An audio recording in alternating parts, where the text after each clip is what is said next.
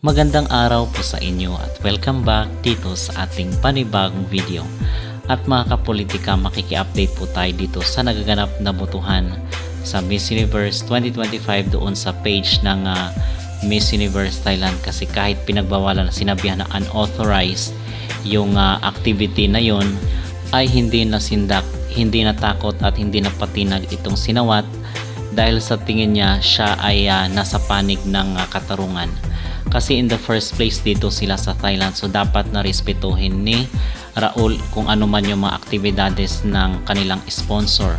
So sinabi nga na ginastusan daw talaga itong dinner na ito, and then i-cancel lang dahil dito sa unauthorized di umano na sinabi ng Miss Universe organization. So tuloy na tuloy mga kapolitika, dahil marami doon ang nag-worry, di ba? Kasi sayang daw yung boto. So umabot na ng 2 million yung bumoto dito kay Atisa Manalo.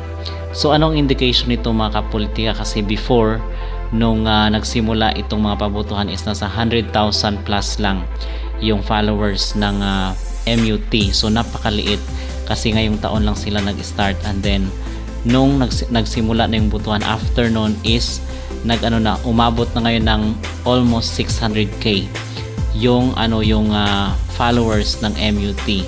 So ang indication nito mga kapolitika, grabe, napakalakas ng impact ni Atisa. At the fact na hindi pa naka-follow yung lahat ng 2 million na yun, kasi siguro hindi nagbabasa or hindi nakita yung instruction. So kung yung 2 million is mag-follow dito sa MUT, ay talagang napakalaking yung impact nun dito sa kay Mr. Nawat, di ba? Kasi yun ang gusto niya, kailangan na yung support galing sa bansa is kinakailangan na makita niya, di ba, kung gaano ka-popular or ka-famous yung isang candidate. Kahit at least hindi tayo makakorona, basta makapasok tayo sa top 5 mga kapolitika, para sa akin ay malaking achievement na yun para kay Atisa.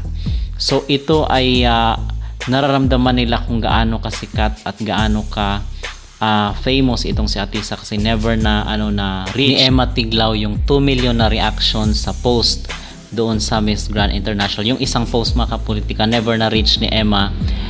And tama yung sinabi natin na kayang i-times 2 or i-times 3 yung support dito kay Atisa Manalo, kasi obviously is mas sikat, mas kilala itong Miss Universe.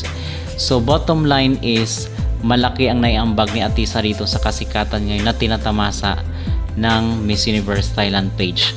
At the same time, hindi rin natin i-disqualify or ignore yung ibang mga candidate mga kapolitika mo, especially si Vietnam, na kung saan is pangalawa nga dito sa numero ni Atisa Manalo.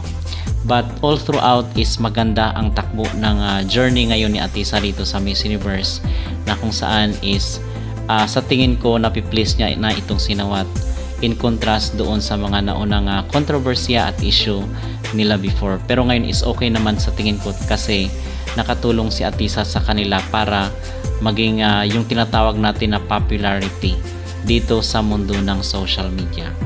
So mga kapolitika, kayo po ba ay agree?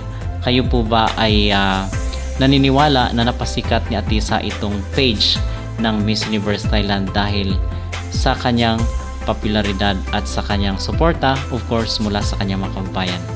Mag-comment down below at huwag kalimutang mag-like at mag-subscribe kayo dito sa ating YouTube channel. Maraming salamat po.